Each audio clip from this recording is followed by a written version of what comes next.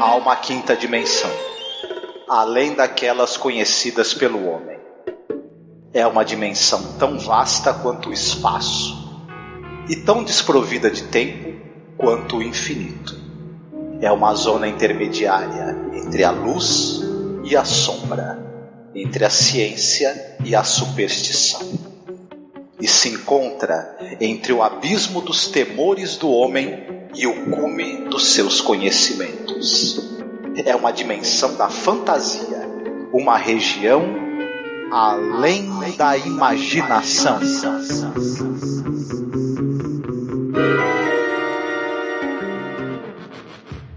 You are now the proud possessor of a robot built in the form of a woman. To all intent and purpose, this creature is a woman.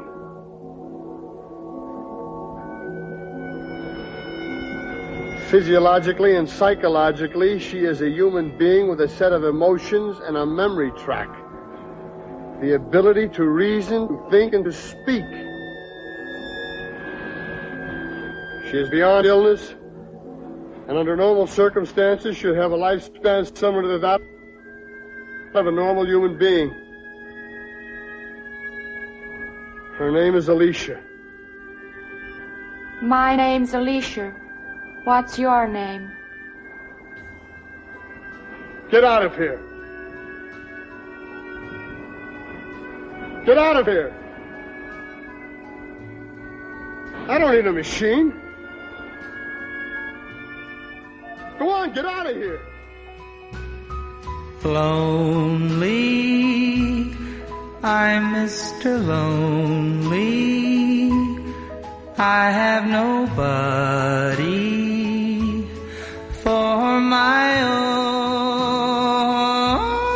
I'm so lonely. Olá, ouvinte, entrando na zona do crepúsculo. Aqui é a Angélica. E aqui é o Marcos. E hoje falaremos de um episódio de Além da Imaginação que trata da solidão e do que é o amor.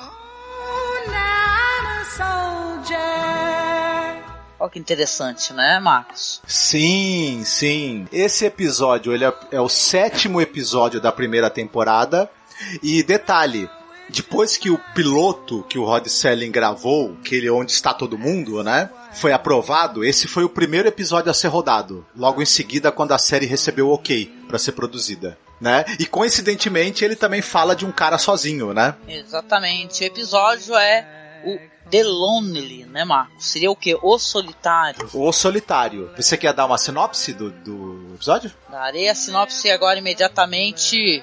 O episódio vai contar a seguinte história. Em 2046, um preso chamado Corey é condenado ao confinamento solitário em um asteroide distante por 50 anos devido a um homicídio. Em seu 4º ano de confinamento, ele é visitado por uma espaçonave pilotada pelo Capitão Allenby e regularmente traz suprimentos e notícias da Terra 4 vezes por ano. A tripulação podem permanecer por apenas 15 minutos em cada visita, já que a órbita do asteroide e a taxa de consumo de combustível da nave impossibilitam visitas mais longas para evitar que a tripulação do espaço fique presa por 2 semanas ou mais, aguardando condições orbitais favoráveis para partir. A tripulação do Capitão Allenby detesta estar longe da Terra e adora insultar o Corey. Esse episódio aqui, ele vai contar essa história, como eu estava falando, e vai trazer uma curiosidade, né, um elemento de sci-fi, né, que eu acho que na série, como a gente está fazendo os podcasts com a ordem aleatória, né, conforme a gente vai assistindo, esse é um episódio que ele fala assim mais claramente dessa questão sci-fi, né, e tal, de mostrar um ser humano vivendo num asteroide sozinho. E tem uma curiosidade, né, em 2016, o asteroide, né, que seria esse asteroide, né, que é o 469219, não sei se é assim que fala, ele foi descoberto, né, ele está a 9 milhões de quilômetros da Terra. No entanto, o tamanho dele, né, um tamanho muito pequeno, né, que está sendo medido por pés, né, de 130 a 330 pés, não produziria gravidade ou a atmosfera mostrada no episódio, né. Curiosidade também é que o episódio foi gravado no Vale da Morte. Vários episódios do Além da Imaginação foram gravados lá no Death Valley, que era um cenário desértico ali muito interessante. Você tem, em vários momentos da série, astronautas e viajantes espaciais chegam em planetas desertos ou em asteroides desertos e vão viver ali suas desventuras, né? Esse episódio ele questiona muito essa questão do castigo cruel, né? Porque na antiguidade você tinha o banimento, né? A pessoa cometia um crime, ela era banida. Os gregos tinham muito isso, né? Por exemplo. A Inglaterra mandava para a Austrália, né? Tinha uma colônia penal. O Brasil, né, foi fundado por degredados também, pessoas que muitas tinham cometido crime e tinham sido mandadas aqui para o desterro. Aí, no caso, esse episódio questiona o seguinte: será que realmente era justificável? Tudo bem, o cara cometeu um homicídio, né? Ele alega, o personagem do Corey, né, que é vivido pelo Jack Warden, ele alega que ele é inocente, que na verdade ele agiu em legítima defesa, enfim, a série não chega o episódio não chega a definir se ele realmente é culpado ou não, mas será que mesmo por um crime como esse, você mandar o cara para outro planeta, condenar o cara a uma total solidão e a total ausência de convívio humano, porque um prisioneiro numa prisão aqui na Terra, né, ele convive com os carcereiros, convive com os outros presos e também tem visitas de parentes, enfim, periódicas, né? Isso é impossível para esse personagem. Ele só vê 4 vezes por ano durante 15 minutos o pessoal que vai trazer suprimento para ele, né? Então uma coisa muito cruel que vai levando ele à loucura, né? Exatamente. Eu acho que o episódio também ele trata, sim, sobre essa questão que você está falando, mas também sobre a possibilidade do ser humano ser capaz de amar uma inteligência artificial, né? Porque vai ter aí um outro elemento que vai ser adicionado à história, que justamente esse capitão aí, que ele fica levando suprimentos, também fica levando, sei lá, cartas, ele joga xadrez, por exemplo, com o preso, né, que é o Corey. Uma hora ele vai levar uma mulher, né, uma robô, né, e é engraçado, assim, porque a série é explicada, assim, num bilhete que ele deixa pro Corey, né, que ela é uma mulher em todos os sentidos. Ela é capaz de sentir emoções, ela é capaz de sentir dor, depois ela mesma, conversando com ele, ela é capaz de sentir fome. Então é uma inteligência artificial que ela tem uma certa plenitude, assim, na questão humana, né? Ela tem, como, né, a gente já viu em filmes como Inteligência Artificial, por exemplo, né? O que é você ter um robô, uma coisa mecânica, né? Blade Runner, né, também. Isso, Blade Runner, que você vê que eles têm emoções, que eles sofrem, se você bater eles sentem dor, sentem fome, sentem solidão, né? Então é muito interessante, eu acho que essa questão também é colocada, né? Para além desse negócio do confinamento cruel, né? Na verdade, o episódio faz uma brincadeira muito interessante. O solitário, né, The Lonely, e a solitária, né, que é uma solitária gigante, né? Na verdade, o Rod Serling coloca isso na narração dele. Ele coloca assim: testemunhe, se você quiser, uma masmorra feita de montanhas, salinas e areia que se estendem até o infinito. Essa masmorra tem um preso, o James A. Corey, e esta é a sua residência, um barraco de metal, um velho carro de turismo que se agacha ao sol e não chega a lugar nenhum, pois não há para onde ir. E para o registro, no caso o texto do Rod Serling fala assim, que ele é um criminoso condenado a confinamento solitário. E esse confinamento, no caso, se estende aonde os olhos possam ver, porque essa masmorra específica está em um asteroide a 9 milhões de milhas da Terra. Agora testemunhe, se quiser, a mente e o corpo de um homem que murcha no sol, um homem morrendo de solidão, né? Então é interessante, né? Porque essa série, Twilight Zone, né, Além da Imaginação, ela sempre vai fazer um background muito bom dos personagens, né? Você vai entender exatamente o que está acontecendo, porque esse episódio não é longo, é um episódio curto, né, Mar? Sim, ele é da fase em que os episódios tinham entre uma média de 25 minutos, depois vai ter uma outra fase em que eles passam a ter próximo de 1 hora de duração, 50 minutos. Mas o roteiro, que é muito afiado, também é o roteiro do Rod Serling. Esse episódio é dirigido pelo Jack Smite, que é o diretor daquele filme Uma Sombra Passou Por Aqui, que é uma adaptação do livro Homem Ilustrado do Bradbury, né? Ah, sim, não, e detalhe, a gente tem podcast, tá? Sobre o Homem Ilustrado, é um podcast lindo. Vão lá verificar, gente, que é bem legal. Isso. Então, o roteiro ele é muito preciso, né? Porque ele consegue, em poucos minutos, situar a gente, né? E fazer com que a gente entre em contato. É engraçado, quando a nave desce e chegam chega o personagem do o Capitão Allenby, que é o John Denner, que é o ator, o desespero do Corey, né, para que o capitão fique um pouco mais, converse com ele, jogue uma partida ali com ele, enfim, a passar esses 15 minutos com o cara, com esse outro ser humano que se propõe a trocar algumas palavras com ele, a ter um pouco de empatia com ele, o desespero dele para poder aproveitar esses poucos minutos já situa a gente, pra gente entender o quão solitário e desesperado esse cara tá.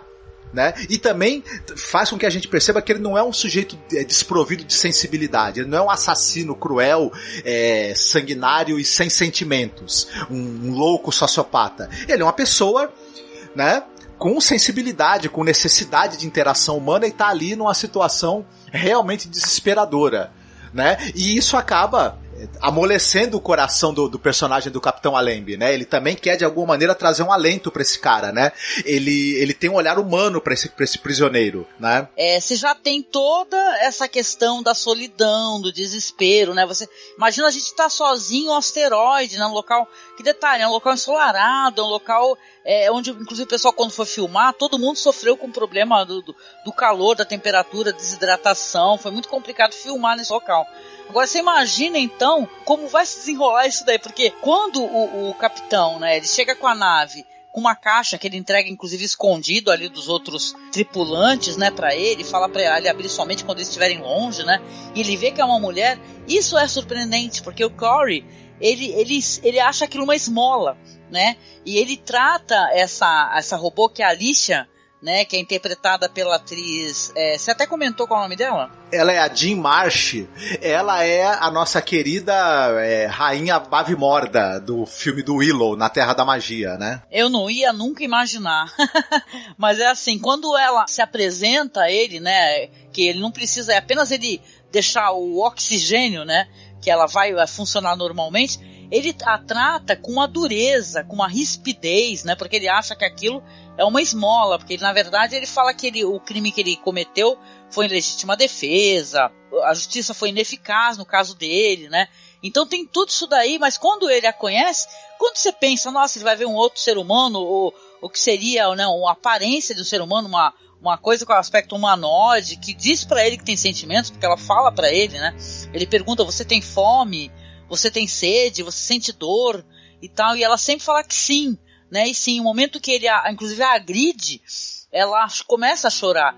E aí ele se sente tocado e a partir dali ele vai ter uma outra maneira de se conduzir com essa robô, né, no caso. E você vê que é muito curto isso no episódio, né? Porque mostra ele com ela, ele olhando as estrelas, falando das constelações, e ela uma companhia com ele, jogando xadrez, né? E depois isso daí, claro, porque a gente tá falando de Twilight Zone, e nada nessa série vai ser uma coisa que não vai deixar uma questão para você analisar, vai uma surpreendente virada nessa história, né, Marco? Sim, não, eu ia acrescentar também nisso tudo que você tá falando, nessa questão da relação dele com a robô, com a Alicia, que é interessante também que a série, ela não, claro, como você falou, é uma série pudica, né, no sentido de tratar questões de sexo e tudo, em momento algum você tem a palavra visita íntima, sexo, etc, mas fica muito claro, muito subentendido que também ele pode ter relações sexuais com ela, que ela pode ser uma mulher completa pra ele, né?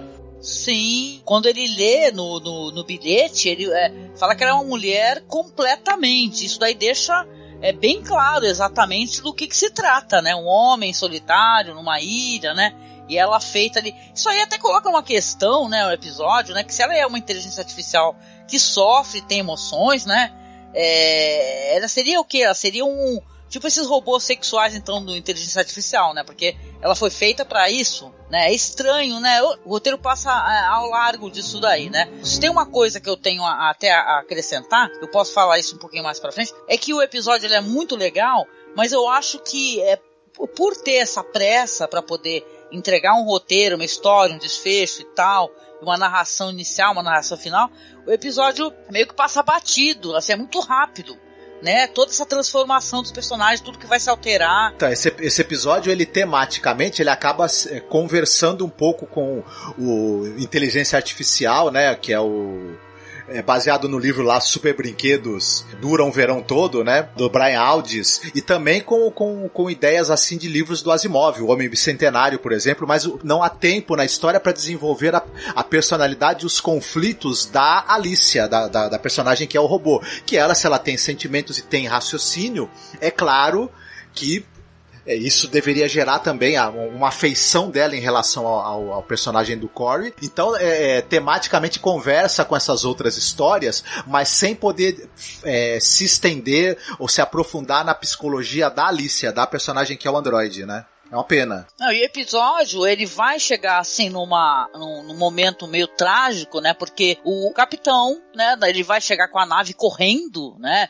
Você vê que ele, até são cenas interessantes, ele vem correndo, né? Chamando Corey, Corey, Corey, né? No final do episódio.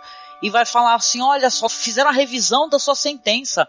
Você vai poder sair daqui desse planeta. Mas só temos um problema. Nós temos que sair daqui a 15 minutos, né, no máximo. A gente só pode levar só 15 libras. E o Corey, ele demora para entender essa questão. Fala, nossa, que felicidade, que excelente, que maravilhoso. Ele falou assim, não se preocupe porque eu não tenho nada para levar. No máximo que eu tenho é um tabuleiro de xadrez velho, umas cartas velhas. Eu e a Alicia vamos nos arrumar e vamos com vocês. E o capitão fala, não, você não entendeu, não é isso. Só pode você. A nave só tem espaço, só aguenta o seu peso, nada mais. E é aí que eu acho que o episódio, né, se é uma pequena crítica que eu posso fazer, eu amo o Rod Serling, ele é muito rápido nisso daí, né. Então ele já vai correndo atrás da lixa e o capitão aí da nave, ele vai falar assim, eu vou ser obrigado a fazer isso e pá, atira na robô. Então é tudo meio rápido, né? Parece que o pessoal meio que correu um pouquinho com esse desfecho, né? E tal, esse negócio de não dar nem sequer a ela, né? Ele vê ela assim, depois aparece o capitão atirando, não aparece praticamente nem o rosto dela, né? Então não dá nada mais pro personagem dela, que seria esse personagem que foi tão bem informado que é um robô com sentimentos, com emoções, que sofre, sente dor. Então não tem nada disso. Coisa que a inteligência artificial coloca muito bem, aquela cena que a mãe abandona o menino, né? Que ele é um filho adotivo, que também é uma inteligência artificial. Ou até mesmo filmes assim interessantes que tratam essa questão assim com muito mais até profundidade, né? Tipo Ex Machina, por exemplo, que tem isso daí, esse negócio do cara, ele vai se apaixonando por essa inteligência artificial, por esse robô, que é um formato do que seria uma mulher, né? Ou então Black Mirror mais pra frente, quando eles fazem aquele excelente episódio, né? Onde tem uma mulher que perde o marido e todas as informações, tudo que ele tem em redes sociais, tudo que ele tem online, né, sobre a personalidade dele vai ser ali gerado um ser artificial emulando o que seria o marido dela, né? O que coloca em questão, Black Mirror é sempre muito bom, esse negócio de você, quem nós somos na internet, quem nós somos na vida real, né? O que a gente reflete, o que a gente é, né? Então é muito interessante fazer esses paralelos e eu achei um tremendo episódio, assim, ó. Atuações são maravilhosas e tal, você vê visivelmente ali que a atriz é muito boa, né, que ela tem os olhares meio parados, né, meio robóticos, né, ela faz isso, né, e a gente brincou, né, Marcos, que tem uns errinhos de continuidade, tem um momento que ela tá na cabana conversando com ele, o cabelo dela tá de um jeito, aí ela tá saindo da cabana, o cabelo dela tá escovado pra trás, então a gente até se divertiu um pouquinho com esses errinhos de continuidade. Quem cuidou da parte de hair stylist da série deu umas rateadas aí, porque o cabelo dos personagens de uma cena pra outra, né, às vezes na continuidade da mesma cena muda, né? Mas é meio isso mesmo que você falou. Em outras histórias você tem essa coisa da gente poder ver como é que é os sentimentos do robô que está interagindo com os humanos. Mas, de qualquer maneira, dá pra gente deduzir, né? Pra mim, na minha cabeça, eu assistindo esse final, eu imaginei o desespero que ela sentiu na hora da morte. E pra mim eu imaginei que ela também se apegou ao Corey, ela também se apegou à vida, e naquele momento o desespero dela foi o desespero de uma pessoa com sentimentos sabendo que ia morrer, né? Por isso que me incomoda um pouco esse final meio abrupto, né? Onde o capitão vai, atira nela, ela já aparece com aquela deitada, né? Com aquela face toda destruída do robô. né, e ele olhando assim pros circuitos assim, né, em curto, e fala assim, ok, eu vou com vocês, tudo bem, né, e ele toma uma real consciência, né. É interessante a gente conversar, porque o episódio se dá o trabalho de humanizar essa personagem pra gente muito, né, humaniza pra depois desumanizar totalmente, né, então é nisso daí que eu fiquei meio assim, me perguntando assim. É claro que a questão ali talvez nem seja exatamente esse romance, né, entre a robô e o humano, né, talvez seja mais essa questão da impiedade humana, né, do cara ficar preso solitário num asteroide, né, rodando espaço. Não, mas ele também, assim, discute essa questão do utilitarismo que o ser humano tem. Eu crio uma máquina que tem inteligência e sentimentos para ela me servir. E quando ela não me serve mais, eu descarto como se ela não fosse nada. Ela tem vida enquanto ela me serve. Eu convivo, interajo com ela como se fosse outro ser humano, enquanto eu tô precisando de interação humana. Quando não me serve mais, eu descarto como uma coisa que não tem vida. E essa dicotomia que o ser humano tem, de ter essa visão utilitarista para os outros e para as outras espécies também, animais que convivem com ele, ela tá implícita nessa história, né? E tal. E isso também é interessante. Não, o ser humano tem visão utilitarista até para o próprio ser humano, né, e tal. Tem muitas pessoas que têm essa personalidade utilitária, né, só querer usar as pessoas enquanto é conveniente, né. Então, se as pessoas têm, assim, essa visão e essa maneira de proceder com o próximo, imagina como é que as pessoas vão se relacionar com coisas, né, que seriam, na verdade, um robô, né, algo que foi fabricado, né. Então é interessante, deixem abertas muitas questões, assim, aberta a discussão, acho eu, né, que é bem legal, um tremendo do episódio. Eu gosto muito dessas produções que tem um mínimo de atores em cena, sempre gostei, né? Então acho que ele entrega, assim, um bom episódio, apesar de não desenvolver um pouco mais como poderia, né? Essa questão da inteligência artificial, do robô com sentimentos, né? Mas assim, chegando ao finalzinho do nosso podcast, como a gente faz sempre, e aí, vamos recomendar uma ou duas produções que tratem dessa questão da inteligência artificial? Sim, falando ainda daquela série The Outer Limits, o episódio 9 da segunda temporada, ele tem um episódio chamado Eu, Robô, que é a história de um robô, que ele tem inteligência artificial, e ele é acusado de assassinar o dono dele, o proprietário dele. E aí vai ter um julgamento e tudo mais, e vai ser julgado ali se os seres humanos devem continuar convivendo com essas máquinas ali que podem se revoltar contra eles. E é uma história muito interessante, e também trata dessa questão dos limites da relação do homem com a tecnologia e com outras inteligências criadas por ele, né? E é bem curioso, é bem legal, assim. E tem também um quadrinho que é A Sobrevivente, um quadrinho do autor francês Paul Guillon, né? Se você quiser até falar sobre ele, que eu sei que você gosta muito. Gosto, é um quadrinho erótico, é um quadrinho muito interessante. Eu não li todos os quadrinhos, que são mais de um, né? Acho que são 3 ou 4 partes, se eu não me engano, do Paul Guillon, né? Mas eu lembro que a mulher que fica sozinha, né? E ela acaba se relacionando romanticamente, para dizer o mínimo, né? Sexualmente, né? Com um robô, né? Só que é um robô com uma aparência que não é humanoide, né? Porque a gente tá acostumado a ficar assistindo, né? Esses filmes e tal, tipo Ex Machina, vai, né? Inteligência Artificial, o Homem Bicentenário. Esse daí é um robô com jeito de robô mesmo dos anos 50, sei lá, entendeu? E é bem... começa divertido e termina numa história até meio política e tal, com assassinato. É muito interessante. Esse daí eu acho que pra dar uma lida até online, esse quadrinho do Paul Guillon. O quadrinho é clássico, né? Ele é antigo, né? Muito interessante, eu gosto muito desse quadrinho. Sim, é bem legal mesmo. E de minha parte aqui eu vou recomendar... Eu já falei durante o episódio sobre Ex Machina, que eu acho muito legal, muito interessante.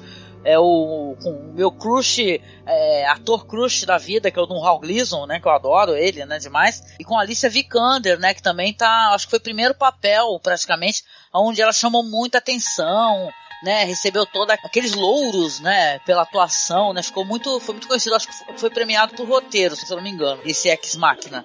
Então é isso, né, gente? Vamos sair aqui da nossa zona do crepúsculo. Beijo pra vocês e até o próximo podcast, né, Marco? Fiquem bem e tratem bem os robôs que vocês têm em casa, tá? Adorei isso.